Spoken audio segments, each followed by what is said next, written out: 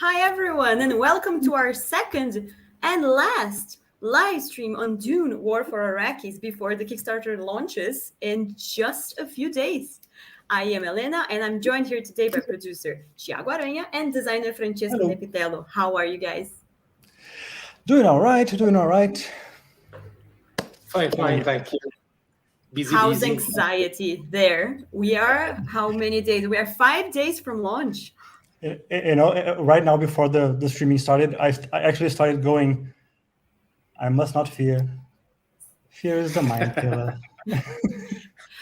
You guys watching us, you might think Aranha is kidding. He is not. He does do that. Yeah, I do use the litany. It does work. So now I'm just pumped. Only I remain now, and let's do this. Yes. Ready to go. Yes. So we have been posting a few miniatures and a few looks of the game. We have talked about the board in our social media, but we see all of you are really interested on the gameplay, and it's really, really unique. So I guess that's what we'll be talking the most about today, right, guys? Yeah, I think it's time to focus more on the gameplay. As much as I want to keep showing the miniatures, and I love that aspect of the game, which is a great aspect of it. There is also a great game under the miniatures, so I think we want to explore that a bit more today. Yes. Finally, we'll be able to pull some curtain and reveal the secrets of Dune, War for Arrakis. What's hiding in the sands. So if you guys have any, if you guys watching us have any questions, drop them in the comments. We'll be answering them throughout the live stream. And I guess we can start. Right. Okay, so here's a first look of Dune. Wow. In its magnificence, Arrakis, the desert planet, and everyone fighting for its treasure of spice. So there are a few things that are unique here, right? And right off the bat, I can say the size of this thing. Yeah, we're talking about a huge map because it's 2 parts, 50 by 70, so it's a 1 meter by 70 map. You need a planet-sized table to play this game. Yeah. I think the first thing that's made quite obvious when you look at that full setup is this is a big game. This is a lot of content in that box. The 2 boards, like almost 130 miniatures, 24 dice, whole bunch of cards. Like it's a lot of game. It's a meaty game experience, and we managed to really pack a lot into this box, like bringing all aspects of Dune into this war. Yeah, really cool. Yeah, well, you can tell that Thiago managed all the details of production, that he has all the numbers about numbers of figures and so on. Yeah, I have to. Well, before we dive in any deeper, maybe we should let our trailer speak for us, right? Right, we do have a great one. Yes. Good. So I guess let's dive right into the trailer, and you saw it here first. Let's debut it. See you guys in a few.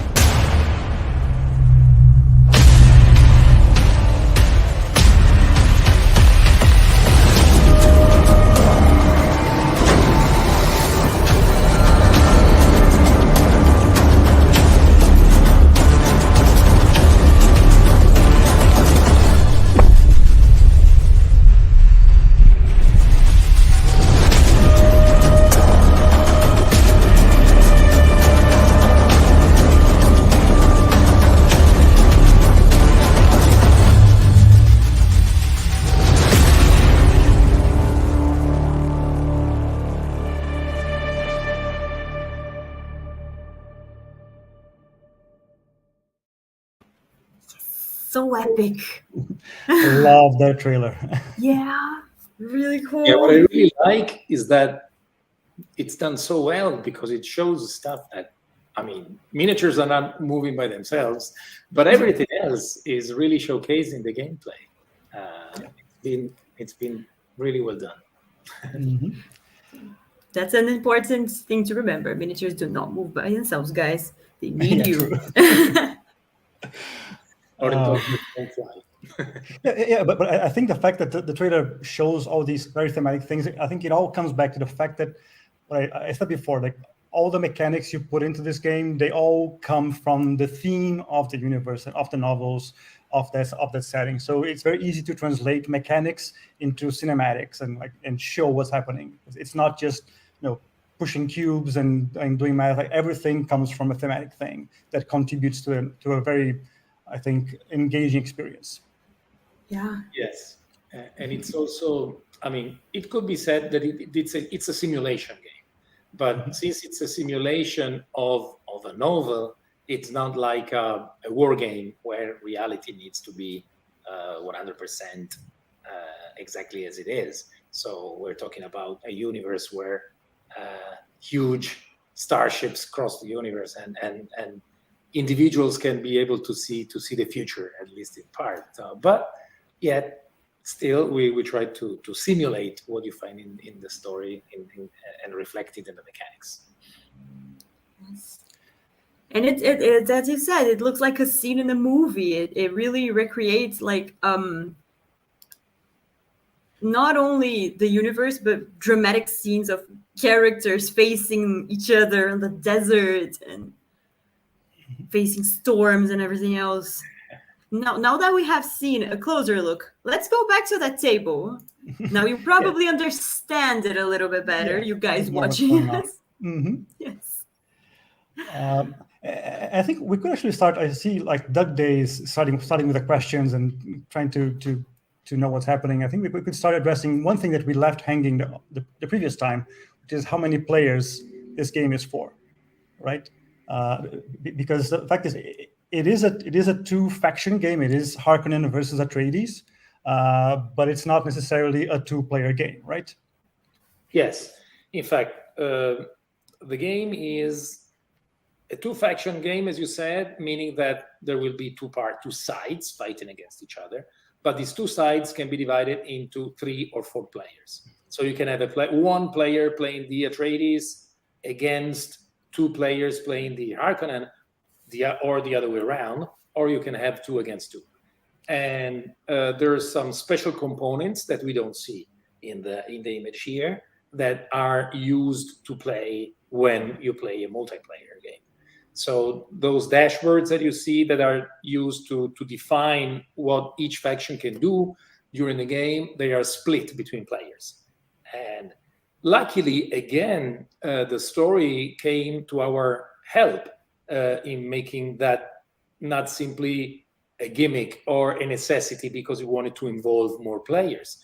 But the story shows that behind each faction, the Atreides and the Harkonnen, we have a second part, a second house vying for control, vying for power in the fight.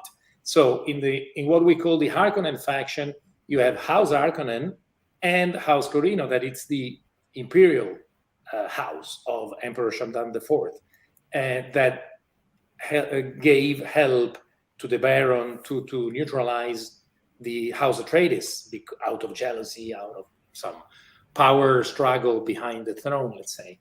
On the other side, House Atreides, that is the survivors of House Atreides, because we're talking about a game that is set after the coup of House Harkonnen against Atreides, is divided in 2 because we have the survivors of the house and their Fremen allies, so the desert natives of the planet.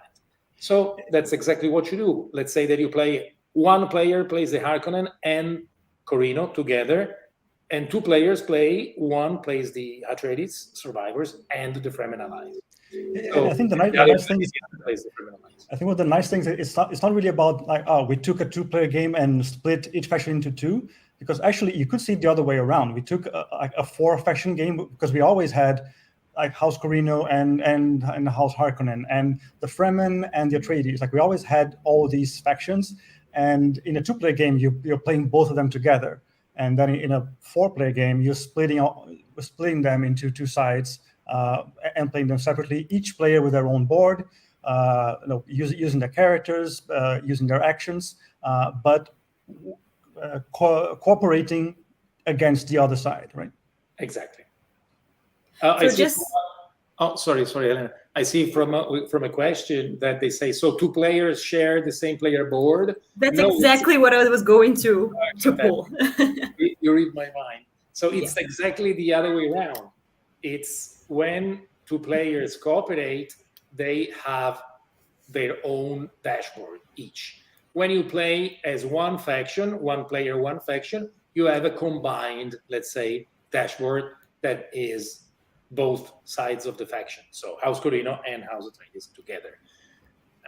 So yeah, it's exactly the opposite. So 2 players, they don't. Yes, and even in terms of the planning cards, like in a 2-player game, each player has access to 2 different decks, like from each of the sub factions. But then in a 4-player game, each player has its own deck that he accesses individually. So it's a very natural split to dividing the factions into sub factions. Yeah, it can be seen from this image here, because if you pay attention at the bottom of the 2 dashboards, the red one and the green one, you can see there are cards with different backs. One with the same symbol, with a green back, and the other one with switch colors, with sand colored. And these are the Fremen. The other ones are House Atreides. On the left, we can see red-backed cards, House Harkonnen cards, and under them, gray-backed ones. These are House Corino. When you play as one faction, you have all the cards in your hands, both type of cards in your hands. Otherwise, the players keep them separate. So it's going to be, there is of course, some adjustments in the rules to make that smooth. We have also some additional characters that come into play only with the 3 and 4 players game. But anyway, we can get deeply more into the mechanics also to see exactly how players will split, or how one player deals with everything when you play with one faction only. I have not exactly a question, but a comment here that can lead us into gameplay. So the dice action selection board looks intriguing, and we actually have a closer look at one right here. So action dice, how do they work? Yeah, if some of the fans following the streaming are familiar with War of the Ring, the War of the Ring strategy game, they know that that game plays with an action dice mechanic, where the players have at their disposal a number of actions that are randomized in a way by rolling action dice. We used a similar mechanic here, but we brought it to another level, because the action dice system worked together with leaders, so the main characters of the story. So what you see here is the dashboard that helps you in having a quick look at what you can do during a turn. You roll the dice at the beginning of each round. So and all the dice have icons on them showing different types of actions, and you can read some of them: leadership, strategy, deployment, mentat, and house. And by the way, the symbol distribution between the Atreides dice and the Harkonnen dice are different, right? Are slightly different, yes. Yeah. And some of the rules also, some of the actions are different between one faction and the other. But anyway, what you do at the beginning of a round, you roll the dice and you put them on your dashboard, so you have a clear look at what you can do during the turn. And remember that, you need to know that every icon is not simply one type of action, one singular action. You can choose between different things. So it's flexible. It's not that the action dice system is telling you what you do every round. It limits. It's guiding you into the direction. Exactly. But then what makes it even more interesting and even more flexible is the fact that you have character cards, leader cards, that are placed on those larger boxes under the action type on the dashboard, because each leader corresponds to a type of action. For example, you can see here that we have Paul Atreides, who is a leadership type of character. So the card of Paul Atreides will be placed under the leadership icon on the dashboard.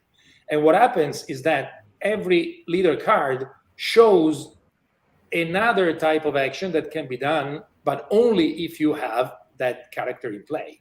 So it's even more differentiated in every round what you can do, because it depends if the character is available, if you use them already, because characters are spent when you use them for their special action, and so on. So it's a sort of a gears working with each other, and that, of course, limit your options, but at the same time, they give you, they work as a guiding light every round, because you look at the things you can do and decide how to best do them, to take an opportunity. If you have, for example, a lot of strategy actions, you might decide that's the right moment to make a consistent attack against your enemy, and so on. But of course, it depends on every player. Every player will see the same number of options in front of them with the same roll of the action dice and do completely different things based on their plans. Right, and you also have things like the house action that sometimes let you do anything you want, and yeah, the house action for the Atreides is right. wild action that can be used to do anything else. Again, to show the sort of flexibility that House Atreides had compared to the strict and crushing tyranny of the Baron of House Harkonnen, who was not exactly the most democratic of leaders. But at the same time, the House result for the Harkonnen faction is very powerful. It's not as flexible, but it's very powerful, dealing especially with vehicles and the spice production and so on. Yeah, another thing about, so each leader, like, they all bring something to your action selection. They bring new strategies that you can take as far as actions, but they also are deployed on the board and they lead your legions, and each of them interferes with combat in a different way, right? Each one affects your die rolls, give you extra protection, extra attack, do different things to affect your soldiers on the sand, as well as your plans behind the scenes. Yeah, since we're looking at the dashboard and we can see exactly what happens, what you risk if you deploy your characters on the board, because, as you said, they can be used to lead your legions, so to boost their military capabilities. And of course, they're very different. You can imagine that Gurney Halleck is a more capable leader than, for example, military leader than Paul Atreides in his prime, when he's at the beginning of his career as a leader of men. But what you risk if you put them on the board is that they might get hurt. They might be sent to a regeneration tank and spend some time out of the game to mend their wounds. Before and then you lose not only them in battle, but you also lose the ability to use the special action, right, until they get back on their feet. Yeah. Yes. Oh, the last thing that we might say about this, this is a very asymmetric game. So the two factions play very differently, not only because they have slightly different applications of the action dice system, but also because, to reflect the different power level, they have a different number of dice. For example, the Atreides have only 4 action dice at their disposal, while the House of Harkonnen the faction of Harkonnen has 8. But potentially 8. Yeah, potentially 8, because the military might, the number of action dice for the Harkonnen, is strictly connected with their capability to provide spice to the powers of the Imperium, and we will see about that in a few minutes. But just to not to discourage too much players that will potentially want to play House of Atreides, you can see that there's a different colored box on the dashboard, the sand colored one that is called Desert Power. Whenever you are playing in a round and you have less dice than your opponent, and you usually do, because as we said, the Atreides only have 4 and potentially Harkonnen have 8, you can take a Desert Power action. And the Desert Power action is everything that shows why the Fremen are a threat to such a military might of House Harkonnen, because they have control. They have much more control over the peculiarities of the planet. So the very dangerous life forms, the sandworms, probably some of the most famous creatures in all sci-fi. Maybe. Yeah. Before we move on, let's get a question here. When you play with 4 players, does each faction have a separate win condition, or is it a team victory? It's a team victory. Yeah, it's a cooperative. It's a co-op game completely from this point of view. So yeah, it's not semi-co-op. There's none of that. Is one faction against the other faction divided into sub-factions. Yeah, we didn't. Well, of course, we're very far into playtesting and defining. So you will see, and Thiago and Helena will tell you how later. But we didn't want to sabotage, the fact that if you have separate win conditions for a faction, they might interfere when they play together and so on. So. Conservatively, I should say, so far the conditions are totally calm. Okay, so we talked a lot about the Atreides. So shall we? Oh no, we still have more Atreides to go. Sorry, you talked about winning conditions, right? Yes. Oh yeah. Okay, so what are we looking at here? Looking at possible futures, the paths, the ever-flowing sands of future and paths you can take. These are prescience cards, beautifully illustrated by Stefano Moroni, amazing artist. These were very fun to create based on the designs. And these are basically paths that the Atreides player can choose to take, performing actions that lead them on their path towards the future that Paul Atreides sees. And this is one of the ways that the Atreides have for achieving victory, which is following their prescience vision and achieving their ultimate goal. Francesco, we would like to elaborate a little bit about that. That's another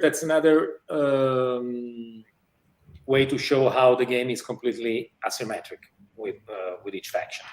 Because on one side we have House Harkonnen, the Harkonnen faction that has a more straightforward way of winning, that is accumulating supremacy points that represent them crushing the military opposition of the Fremen rebels on the planet, and you do that mainly by going into the desert and attacking the settlements of the Fremen, the Sitches, and destroying them. It's easier said than done, because on one side it's a logistical nightmare for the Harkonnen to go into the desert with a big military force because of all the perils of the planet, like Coriolis storms and sandworms. When you move your troops out in the desert, you know that you don't want to stay there for long, because otherwise your army could be depleted by natural things like sandworm attacks and Coriolis storms. But also, you don't know exactly what you're facing, because the sieges are secret. They're not secret from the point of view of exactly where they are, but you don't know exactly how strong they are. And how did we manage that? At the beginning of the game, all the units of the Atreides faction are hidden. They are represented in the game by tokens that are placed face down. So you don't know what exactly each token represents. It could be one single unit, or it could be more.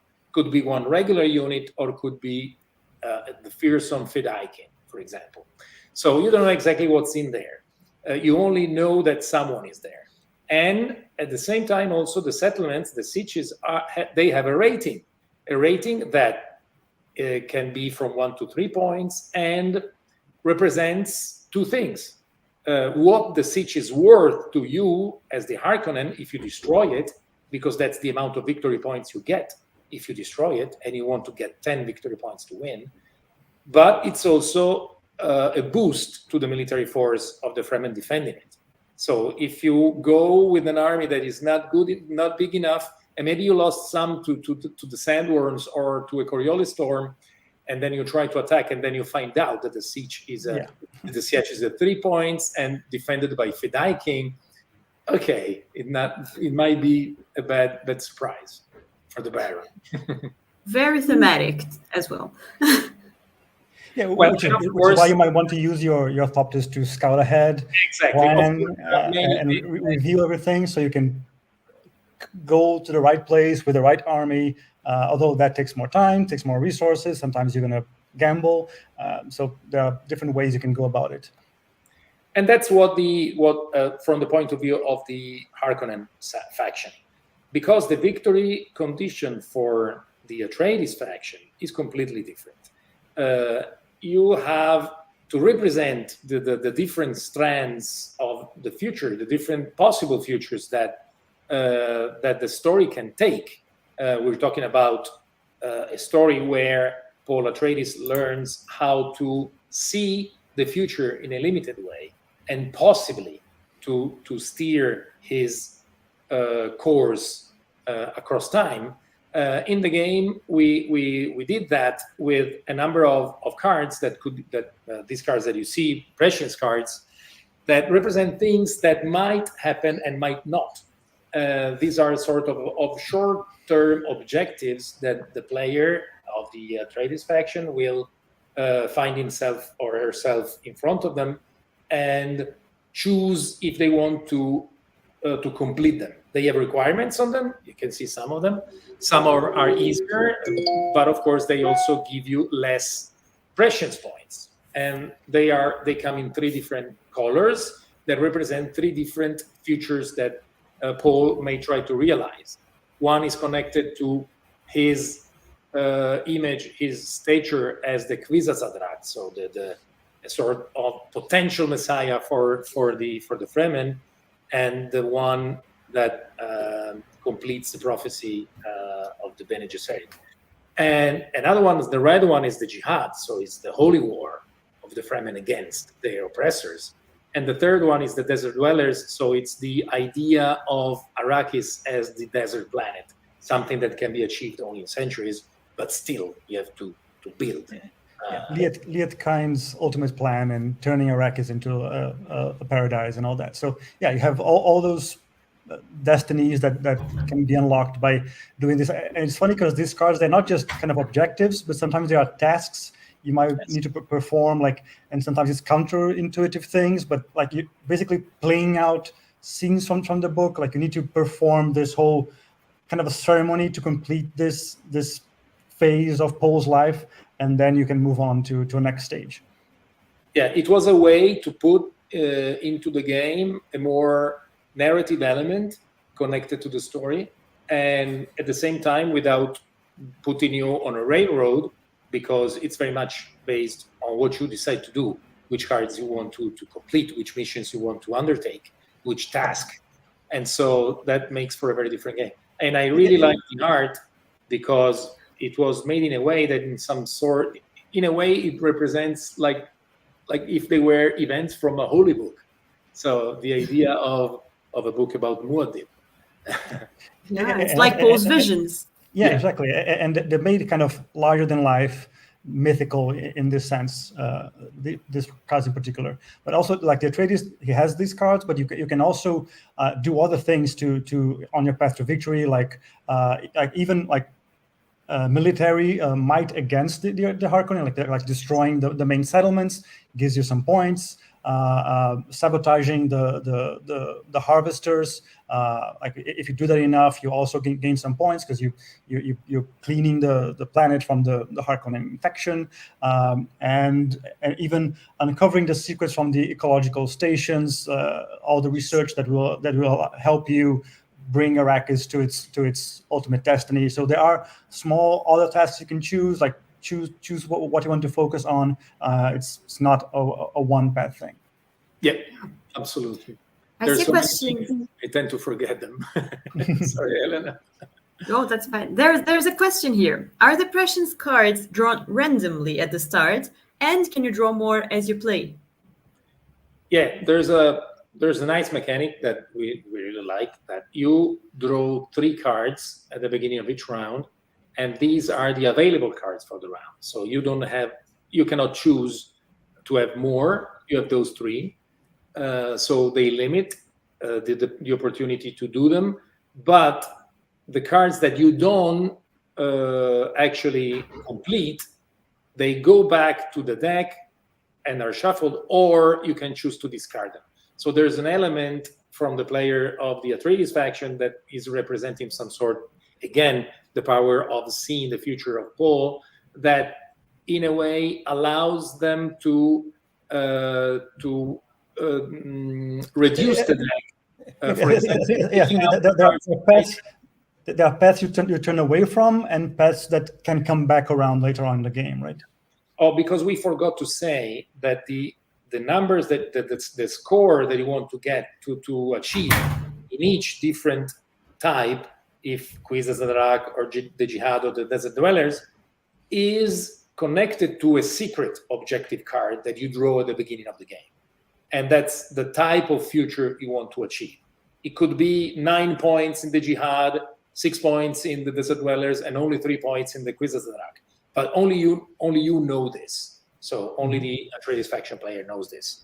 So the Harkonnen player is kind of seeing what kind of actions the Atreides is taking to see what preference he has, like where does his secret objective lean towards, so he can try to like sabotage his development in that direction. So there is a kind of guesswork in terms of what you play against.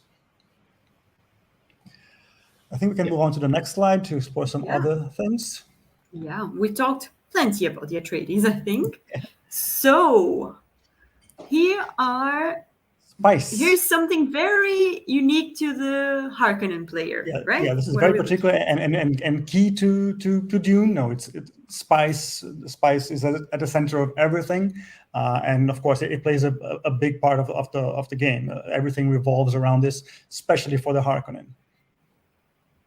Yes, when we said that, when we were talking about the action dice and the fact that House Harkonnen has so many more dice than the Atreides, we just hinted at the fact that this imbalance is connected to how much the Harkonnen are able to bring spice out of the planet. So during every round of the game, one of the things that the Harkonnen player has to do is to deploy a number of harvesters. So spice factories, mobile spice factories, the big things you see there, on desert areas to harvest for spice. And why is that? You want to do this because you want to keep the 3 main powers of the Imperium happy. And they are, you can see the 3 tokens there. It's the Choam, it's the sort of a trading corporation that deals with everything monetary in the universe. The Spacing Guild, that is the extremely powerful faction of space navigators, the only individuals that are capable to find a route across space, so they connect planets across the Imperium, and the Landsraad. The Landsraad is the Imperial Parliament, the major noble houses. So what you do every round is to harvest spice, let's say spice points, that you spend at the end of a round to keep those tokens, those factions as happy as possible. And this means to keep them in the higher tiers of the table you see there. Because it is, if any of those tokens goes down a tier, then even only one, you're going to lose dice. And you can see that you can have, if everyone is happy and is on the upper tier, you're going to lose less dice. But if it goes down, if anyone goes down, you're losing 1, 2, 3, even 4 dice. What happens then? If of course you will have less actions, and it will be a great opportunity for your adversary as House Atreides to strike you down, because you have less military opportunities, less troops on the table, less ways to move them. But to have a death spiral, House Harkonnen brings more resources to harvest spice. And the less spice you produce, the more harvesters you get every round. And you see that is the first column there that shows how many of those spice harvesting miniatures you can deploy, from 3 to 6. The last is also carryalls, that is connected to the spice harvesting mechanics, because of course carryalls are a cool thing from the novel. Because of, as you know, if you harvest spice in the desert, there's the certainty that you will attract sandworms, and one of the mechanics of the game is all about that. By the end of a spice harvesting phase, you will see if your harvesters are swallowed by a giant monster or not. Can we go to the next slide? I think we have. All right. Oh, we do. Yeah, we see the two of the vehicles. The third type of vehicle, we saw it in the previous slide. It was, of course, the spice harvesting harvesters. The big flying thing is a carryall, and that is used again exactly against the other big figure in the image, and is the sandworm. Because if a sandworm shows up to eat your hardworking spice harvesting machine, you can use a carryall to carry it to safety. And you don't have many available, so it's always a matter of choices. You will have to decide where to deploy your carryalls and hope for the best. Or maybe you can make a very clever spice harvesting strategy by putting all your harvesters together in the same area. But if you have all the harvesters together in the same area, then you're attracting the attention of the Atreides faction that can try to destroy them with their troops. So, and in that case, also the very nice ornithopters there can come in handy, because ornithopters are used for a number of things. For example, scouting sieges to find out who's really there, but also to move troops. So they can be very helpful when you want to strike fast against an enemy army. And of course, the sandworms, they are not just a big monster that comes and eats harvesters. They are like central to the Fremen culture and strategy as well. Like these are, it's Shai-Hulud, it's practically gods living under the sand, and they are terrifying creatures that the Atreides and the Fremen are able to wield against the Harkonnen, like attack legions and devour them whole, or even use them to move across the board in a swift way. And I love how this was implemented in the game. The fact that the Fremen are always using thumpers to call worms and travel around the desert quickly. Like so. You deploy a thumper, you attract a worm, you move a certain distance, then you plant another thumper, summon a worm, move another distance. So if I want to go from here to there, this is a 3-thumper ride. And how this resolved in the game is, if you are able to position worms or worm signs, which are like burrowing worms on the desert, if you position them ahead of you, then you can just move your troops over them. 2, 3, 4 spaces, however many thumpers you get to use, and cross vast distances very quickly. And that's something only the Fremen are able to do. All this sand riding using worms around the board. When you look at the map, you can see, and when you do the setup for the game, you see that you have all the Harkonnen troops near the North Pole and on the shield wall, behind the shield wall, in the center of the map, and all the Fremen sieges are on the borders. So they might seem to be completely separated from each other, but as the game progresses, you will start to place these worm sign tokens that represent the presence of worms and the possibility to call them with dampers and move by sand riding. So eventually, as a round develops, you see more and more of those worm signs, and the Atreides faction player uses them exactly like that to move much more quickly than the Harkonnen across the desert to attack, or maybe to defend a siege that was left undefended, or to strike against the spice harvesters with guerrilla fighting.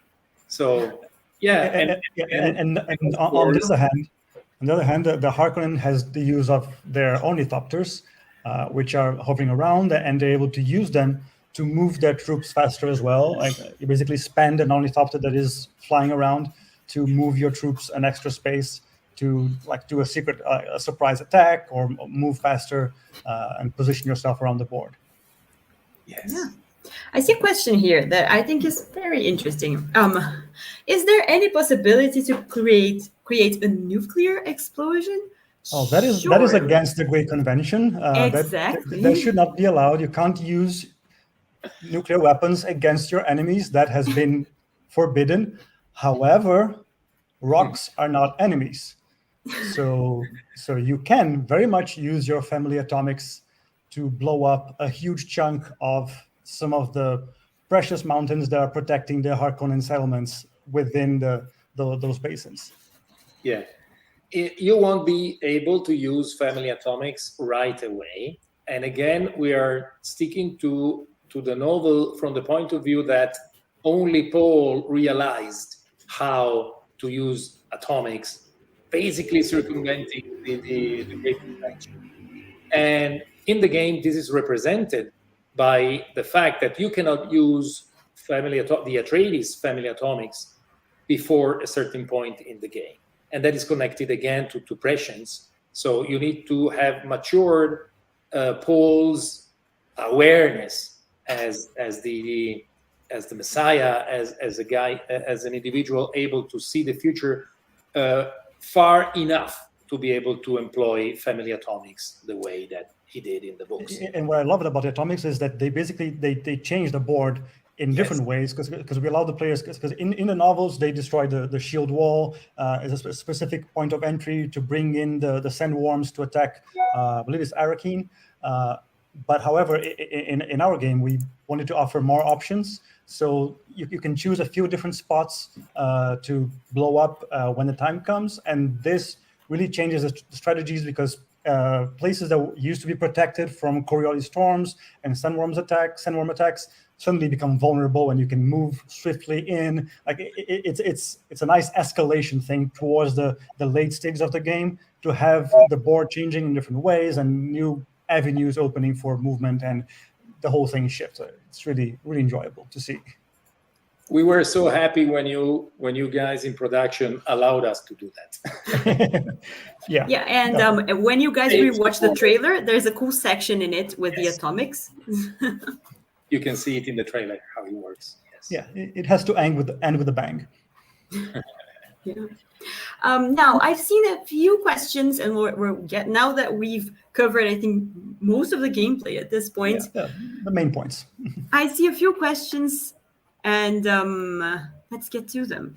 Sure. Like, are these minis standard for Simon games, 32 millimeters? So the last time we did not have an answer for this, because Aranha was still working it out. But this time we do have an answer, and we do have minis. Am I right? Yeah. I have some stuff here. I can try to show not so much the detail, but just like the size. So to answer the main question, what is the scale of the minis? The minis are basically 28 millimeters, and that is because the game is huge. It's legions of miniatures moving around the board. We couldn't make it work with, it would be not only impractical in terms of the size of the board and the volume of miniatures, but the price as well. And in terms of also keeping a nice scale between the figures and the vehicles and the sandworms. So we arrived at a scale which is similar to what we did in Bloodborne, which are still like nice, like big, detailed miniatures, but and I have here like a zombicide miniature, and you can see it's not quite the same size, but it's not a tiny figure. It's just a little bit smaller, basically 28 millimeters to the eye. The leaders have 20 millimeter bases, and then you have like the legions, which like the regulars are 17.5 millimeter bases. And that's so you can like have big groups of miniatures moving around the board.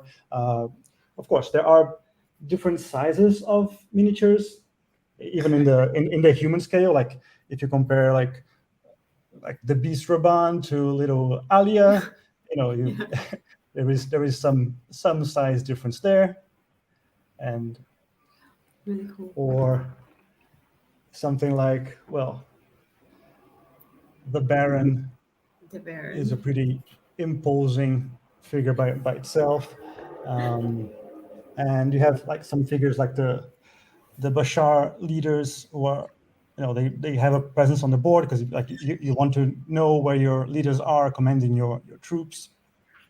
And as far as the vehicles, like I really love like the harvesters are nice and chunky figures. I love this design. I think because in the book it describes them kind of bug-like, and I think this kind of translates that sort of like a big cockroach. Yeah, big cockroach with a factory on its back and big tracks, and I love how neatly like the harvesters work with the carryalls, which are amazing pieces of design. I really like the solution to the kind of thopter wings that were employed in our carryalls, and the fact that basically you would slot the harvester under the carryall and take them away. Like we had some concept artwork to show how that would work. So we'll build something that would make sense. So we have these guys hovering around, waiting to rescue your carryall, and you have your thopters buzzing around. That does look a lot like an insect. It's a very satisfying feel when you are able to use your carryalls and save your spice harvesters. Very, very satisfying if you're the Harkonnen player. Yeah. And of course we have like the big guy himself, the Wildmaker. Yes. Well, I think we haven't shown that one before, right? Oh, it's a new one. And actually, one thing, because I think we showed the other one, which is the regular sandworm, and I think we showed this on the previous live stream, which was this one, and then people. I think the main thing people were asking, oh, how big is it? No, what's the scale? Make them as big as possible. And then when people were asking this, I started looking at them and going like, could they be a little bigger? Like I went to the designers, like, what is the limit really in terms of base size? Can we go, because these are 45 millimeter bases, like, can we go any bigger? If you go 50, will it still work? Will it break the game? No, I think it can still work because to the rules, like you don't usually share space with much anything else. So basically we took the sandworm we had and we added like over 10% to it, like just to make them as impressive as we possibly could to fit the box, even though like we have like I think 4 copies of this in the box, but it's a sandworm. Like whenever I see it needs to be frightening. Yeah, if I think about a Dune board game, I want a nice sandworm on the board, like really impressive and staring out, and just a point of comparison, like between Paul Atreides and a sandworm. Of course, it is not to scale, but I think it gives the right feeling when you see it on the board. When they show up, you go, oh, my legion is in trouble. I need to do something about it. They do their job. Players can still buy an inflatable. Can we see those two sandworms side by side? Oh, the Wildmaker and the. No, I think the 45 and 50 maybe. No, but that one we saw already. I think it's the Wildmaker. Okay. Interesting. So the base size is the same, but then the idea is the Wild Maker it's a lot like thicker, and like you could swallow the head of the other sandworm whole. But this one, like it being smaller on the base, it allows us to make like a more kind of more dynamic pose, and the Wild Maker is just a gigantic thing bursting out of the sands. One you don't want to see when you're playing Harkonnen. Your worst nightmare just arrived. Yeah, not a good moment when it appears.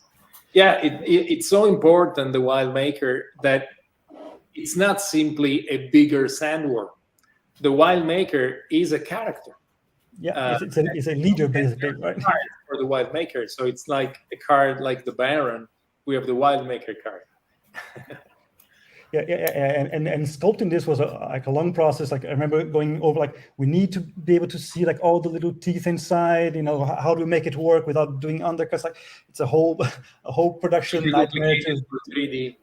To make it as impressive as possible, and trying to use the space we are allowed to have as much as possible to make an impressive figure. And I think we managed to do something that is very satisfying. I'm happy. Well, we're almost at the end of our time here today. Mm-hmm. But before we wrap this up, there are a few last things we need to address, right? So a few things. So one main thing I'd like to address. So like as you've seen here, just in terms of sheer amount of material, gameplay, plastic, boards, dice, like this is a big game. This is a hefty product, and we know shipping is a problem nowadays. We know shipping has become very expensive. We know shipping Kickstarters is a hurdle. We are every day trying to work through and improve and make it better for everybody. But shipping is expensive. That's the reality. Like we can't change that fact. So but what we could do, and what we are going to do in this campaign, is while we do try to make shipping as low as possible within the reality that we live nowadays, what we will be doing is discount the game itself.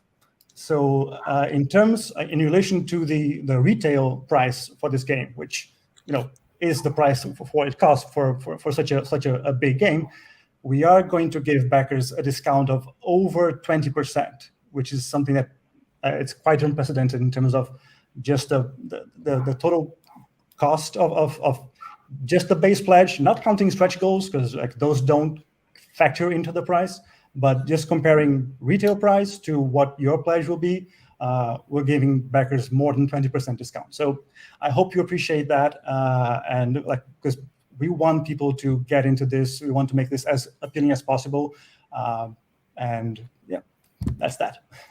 Yeah, that's I think the first time we do that in a campaign, right? Yeah. Because usually the norm is the retail price is the pledge price, but you also get the stretch goals, so that's the bonus. We are going to have stretch goals in this campaign, but the base price itself is going to be considerably lower than the retail base cost. And just as far as people were asking about, will there be stretch goals? Will there be optional buys? Yes, of course. Like we have more stuff for the game, but it is a very focused game. Like this is like, just to set expectations, this is not one of those campaigns where we're able to throw everything in the kitchen sink. It's a game that like it has its space to add some things. We have some very cool things planned. Today I was writing the updates for some of the stretch goals, and I was just very excited just writing the updates, because as I was translating the mechanics that the design team gave me, I always ended up writing in terms of story, because they all come from story, they all come from theme, and I think we're bringing some amazing new things to the table beyond this what the base set offers, which is already a lot. From my point of view, from the point of view of us, the design team, the resources of Simon and the capability of the company to make good-looking games with fantastic components wasn't like something to say, oh, you have to do a huge amount of figures and so on. It was more a matter of, if you want something, you can have it. And that was fantastic, because we could we didn't have to limit ourselves to a number of figures or something like that. But then again, as Thiago said, we didn't go overboard just for the sake of going overboard. We just said, okay, can we do this? Yes, we can. Okay, let's do it. But it was because it was needed. We wanted to have it there. And so, a dream come true from the point of view of a designer. And well, finally, two final announcements, I think. We covered a lot of gameplay during this live stream, and it can be hard to visualize. So the good news, the first good news, is we have a gameplay video coming up later on at the Quackalo channel. Our partners, you may have seen them in other campaign of ours. They do a great job, and they will be uploading a gameplay video later on. You can see it in action. You can see how it plays. You can see the decision-making process. And it should come in about an hour or so. Stay tuned for that. Yeah, should be coming up soon. So they're doing a demo on Tabletop Simulator. Like that's where they did the gameplay video. It's not a full session because we go into a lot of rules explanations to set everything clear. So it's a partial gameplay. Francesco there kind of guiding them through a few rounds, explaining everything in great detail. Yes.